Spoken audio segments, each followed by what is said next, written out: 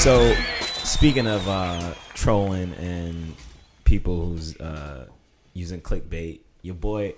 So months ago, you were defending your boy Tekashi 6ix9ine. I was defending him. You were saying that his interview. I'll find the audio. Yeah. Let's do it. Was the demise of Breakfast Club. Yeah, I think it is. I think the Breakfast Club is still going down. The new dudes is young. Yo, man, they moving and shaking. They don't need some old platform and some ideas that's like outdated. Here's the thing. When Charlemagne asked some questions, and then what he did was he asked some questions right on top of his questions, like, yo, he said something, I'm the hottest rapper out. And then Charlemagne said, no, you're not. He's like, what? Why? How am I not? And he's like, yeah, you're not. And then he was like, yo, I have this on the billboard. I got this on the billboard. I got blah, blah, blah, blah, blah, blah. How am I not the hottest? I think he said hottest in New York. Hottest in New York? Yeah. Whatever. But Charlemagne couldn't answer any of the questions that he asked him. And he said, oh, so since you know, and my favorite line, he said, since you know so much, explain XYZ. He couldn't do it. Then Charlemagne started talking about, oh, I'm too grown for this. But then he says, oh, yeah, like, I had some conversation with some gang affiliate people and I sent them to DJ Academic. Like, I feel like he played them. He knew exactly what he was doing. He played them, and he understands how to go viral. I feel like he should teach a class to marketers, all kind of people on how to go viral. And he played their game, and he played them out. And it's the beginning and the end of the Breakfast Club. That's what we can. Do you think his marketing worked? Do what? Tekashi's marketing? Yeah, like it worked for what it was for. I mean, if we talking about like right now, we just went through this whole Soulja Boy experience, right? Like how much different is what Soulja Boy did? Now, he had product. Yes, he was marketing, right? And he had product, but he used a tactic that was more recently associated with Tekashi 6ix9ine, with just saying I'm the hottest, whatever. So that I don't think that took away from the marketing behind it. Like he told you I'm the hottest, so now it's like, well, why are you the hottest? Mm-hmm. I'm the best creative here. Well, why are you the best creative? But that's hip hop, right? Right, that's hip hop. So hip-hop always brag about being the best. In no way, shape, or form. Tekashi would go to people's hoods and be like, anybody. S my D and all this craziness. Like that was crazy. I think when it comes down to Tekashi, he even got to a point where nobody, even with the disrespect, no one took him serious because they started to realize what he was doing. He's a clown, right? He's a troll. And so, I mean, it's never okay to really tell anyone, to do all of that. So, like, how we know the difference between him marketing and him like being real, right? But when it comes down to, I mean, that's his character. He's in character. He's an artist. An artist. We never say he's a rapper only. He's an artist. See, Shanisha, you're smart though. You're a smart person. It's a lot of dumb people in the world. Very true. And they unfortunately look at what he's doing as being real. And it goes back to the thing I asked earlier. What's the difference now between marketing and an ad and is authentic? Because he tried, I guess, live his verses, right? Yeah. And now he's living those verses. Trying to live his raps. So I think that what happened, exactly. So he tried to live his raps, right? Right. And I don't even think he tried to live his raps. I think that people forgot that he's still trolling. I don't think that he did half the stuff they said. Yeah. So maybe one or two offenses because people really came for him. He probably did. But I don't really think he did. He did the things that they're saying he did. And there's not separating the fact that it was an act. Right. And because he's trying to say, like, look, it wasn't me. Separate me from this. And now he's saying, they're going to say he's a snitch and all this Well, I will say that he admitted. I will say he. 47? I was saying him with the best wit. I will say he admitted to either distribution of like 1 kilo of heroin, which is weird to me. But I'm like, right. So, but why are you mad though? Because look, Jay-Z built a whole empire off of drugs. And yeah, but Jay-Z didn't get caught. He did. It's a difference. True, but I'm saying so. Like, but my thing is that there's every rap artist started the same way. Almost not every, but 90%. But here's the thing. He didn't start. He was. So he was following, side, right? Yeah. So, but my thing is that and if that's his first offense or first major offense, where you going with 47 years from? They're trying to pin something. Sorry, go ahead. No, so they're trying to pin something major on him when really looking at the what he actually did. Well, I don't care about association. Like that's why I would snitch. Well, I'm not a lawyer, but I think all that comes from RICO, where it's like you don't have to have done it. You just have to have seen it and been around there, and they can charge you with the same. The same counts of the people who did it. Just because you was there, you were associated with that group. That's how they charge all R. Kelly's people. Oh yeah, 100%. Right? They should. They should. Well, the RICO thing is. Well, I don't know if it works for sexual offense, but I know it's for drugs and for the mob. It should. Well, it should. Well, let's say, but R. Kelly, like I always tie it back into like law because like Can he get off? No, that's what I was gonna say. No, I was gonna say. No. What I'm gonna say, like, because we just mentioned R. Kelly. Like R. Kelly was acquitted, I believe. He was acquitted, and then it's like a Boondocks episode. And tying it back to Tekashi, like he admitted to different things. Like I saw. Well, there's video. There's on video. He's saying things, right? So it's like, all right, how do you? I mean, if I'm admitted to it, it's not alleged. It is what it is. The government is not alleged anymore. The government's not going to separate trolling from what you said on your social media. But at the same time, when somebody said, Eric, the video said he got a 30-pack for anybody, right? Well, what's a 30-pack? He never specified who. He never specified what. You understand?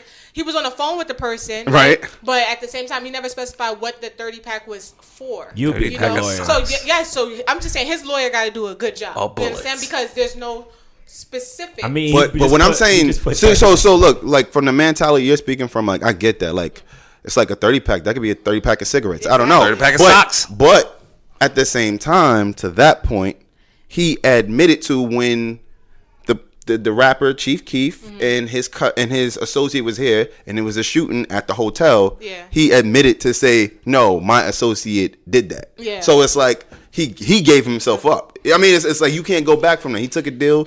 Yo, he gotta go into the witness protection program. One thing, so he got 47 years. He got 47 years. And he's 22 years old. What that equal? 6'9". Oh, bars! That's funny. But I mean, that is hilarious. Bars! Wow. I don't. Mind blowing. Nah. He's not going to be sentenced until next year, so he'll technically be 70. But. Yeah. I went to Come on, man! Don't steal my thunder. All right. What were you saying? No, I said I actually went to school. One of the persons that was in his security team, that got taken down too. It's crazy. Damn. Yep. And shit. So yeah, but I mean, I think that overall, when it comes down to your question, that Tekashi had a good strategy. He started to feel himself too much, because what he should have done was he should have completely separated himself. He waited too late to separate himself. So you saw that last video, right? Like a couple of days before they took him in, he went on. He did I need to let go, and he went on the Breakfast Club. You did that too late. You should have did that sooner. Yeah, well, I think that was after they allegedly kidnapped him, because it was that crew that kidnapped him. Remember, he got kidnapped and they thought it was fake. It was a hoax.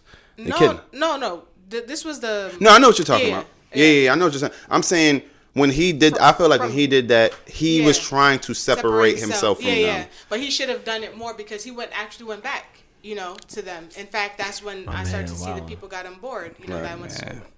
So I'm good. Yeah, I mean, I know we were talking about Netflix and Hulu earlier, but I did want to talk about some good stuff that's on there. Killer Mike's trigger warning. Great. I didn't see that. Oh, you didn't see that yet? I don't want to give it up. It's good. Wow, something you. All right, it's funny. Go ahead. You guys can eat. Hilarious. It's funny. It's poignant. It's good. It's needed. I think, to me, it's sad that it took this long for to get a show like that, because I feel like, I'm not saying that we don't have the opportunity, but I feel like there's a lot of people.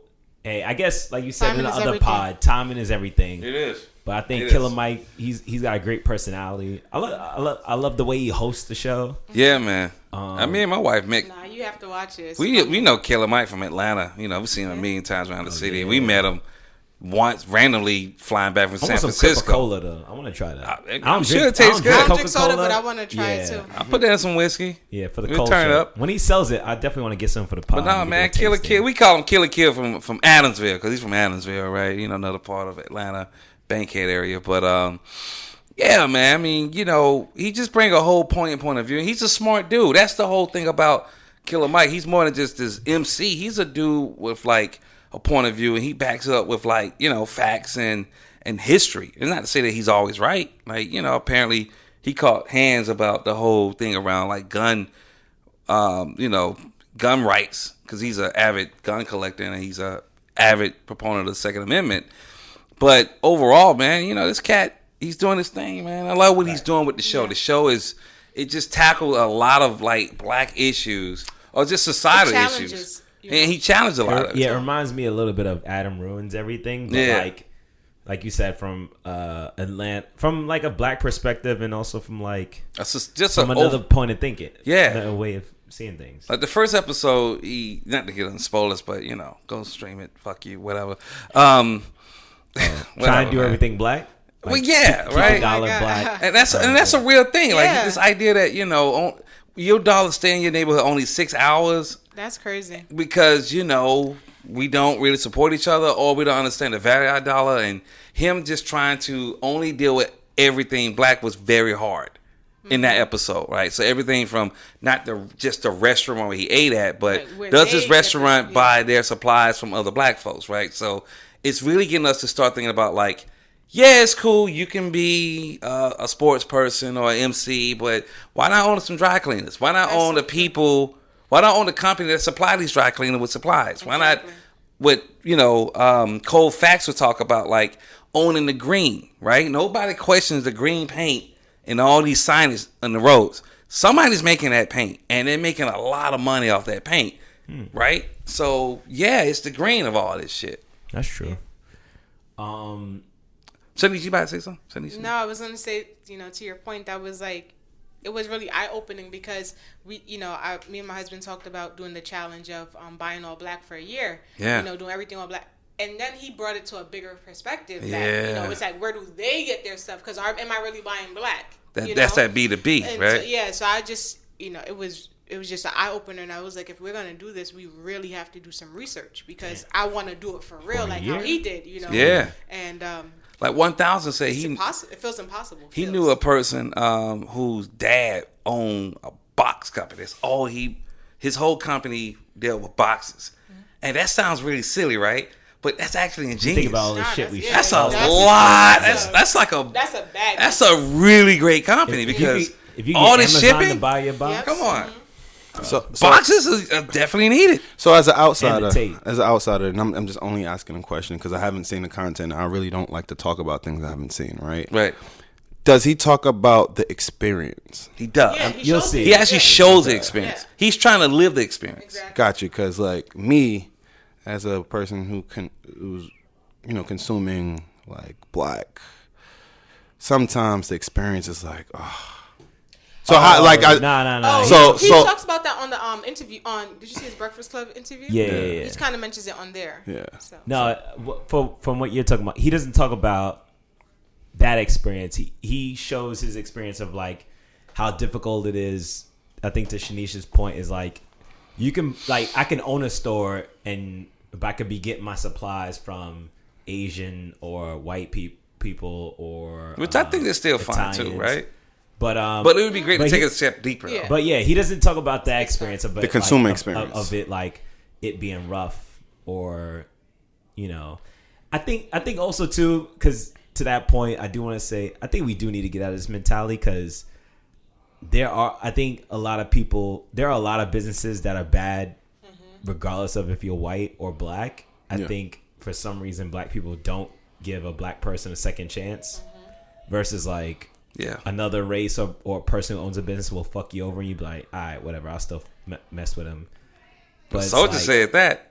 Yeah. He said you love the Asian with Nintendo and Microsoft, whatever. But somebody black doing the same thing, we question that. Yeah. He said in his Breakfast Club interview, he talked about how us not giving a second chance. He said we need to negate that narrative because we have to realize that we're starting something new. We're breaking a generation of something that we've never experienced. Right. Yeah. And not saying all people, but most people. And so with that being said, we have to realize that if someone doesn't do something right, what is it to take the extra moment to kind of give them constructive feedback, so that they can be better for the next time. But what happens is we just think, I'm going to this there's so many options in the white world, if that makes sense, right? Right. That, and there's less options. It's like, we give up quick, know. I think this is an interesting topic, right? Because like me just knowing things, and we all know like shit, right? Like it's like black people, we kind of started that way. We started that way. Yeah. Right? Like black businesses supporting black businesses, and then we wanted to be integrated, right? So like now that you're integrated, and it's like okay, so it's like now more option, and I'm all about supporting black businesses. So like I don't want to make it look like I'm not, but I give you experience. Yesterday, I was in this Jamaican restaurant. Yesterday, typical. I was in a Jamaican restaurant yesterday, and it was like it wasn't. It was a little rough. It was a rough experience, and I thought it was kind of comical at the same time because it was like, damn, like the food is worth it, bro. And I was staying, like I waited. Quality was good. The quality, like the you know what I'm saying? Like I waited like 30 minutes for my food. Okay. Like 30 minutes in a small ass shop on Church Avenue, right? You know what I'm saying? Windows are foggy, bro. People were standing outside in line, and the customers are funny. You know what I'm saying? But I'm like, damn, bro, I can't do this every week. I can't do this every day. Like there needs to be we're gonna adapt to something like a different strategy. Do you guys create an app where I could just order my shit in advance and you just pack it and or I do just you get just that? cook Like, faster? You cook faster, or do you just get more people, or do I just call like? So I mean, within it, I talked about that because black people did very well for themselves at a certain part of time. They burned that shit down. Haters. We ain't gonna get into that. It was burnt down or whatever, and then like black people always continue to redefine themselves, but with the integration and shit, it's like now we've opened up, kind of given that away. I was watching the news the other day. Why do we still celebrate Groundhog Day? This is a weird American tradition. Like I was watching the news. It scientifically doesn't really make any sense. I was like, if an animal sees a shadow or whatever the case is, like I'm sure you're basing winter off of exploiting some little animal, right? I'm sure Peter is really still pissed about this shit. It's from like the 1700s. I'll be real, man. Did he see a shadow? I don't know.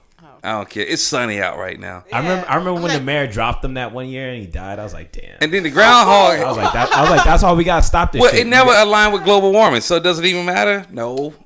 There you go. That groundhog, he's dumb as Trump with this whole. There's some clean water here. Yeah, whatever. It's cool. I don't know. I just don't care. It sounds great. It's good for kids. So, that's true. But it ain't my weather. Why do we still celebrate Christmas? What? Because marketing. Because of marketing. It makes money. Look, that's the thing. It makes money. Groundhog Day does not make money. That's true. So that's why I'm asking. That's true. It doesn't make money. 4th of July makes money. Christmas makes money. Hey, Easter Christmas makes also money. keeps people broke. They damn sure do. Well, it makes the government money. I mean, that version of Santa Claus is Coca-Cola make that up. The version of Santa Claus everybody loved. That's real. That's Coca-Cola. That's their invention. Because Santa Claus was technically an elf-looking motherfucker. Damn. We're not going to spoil no kids' futures. Fuck them.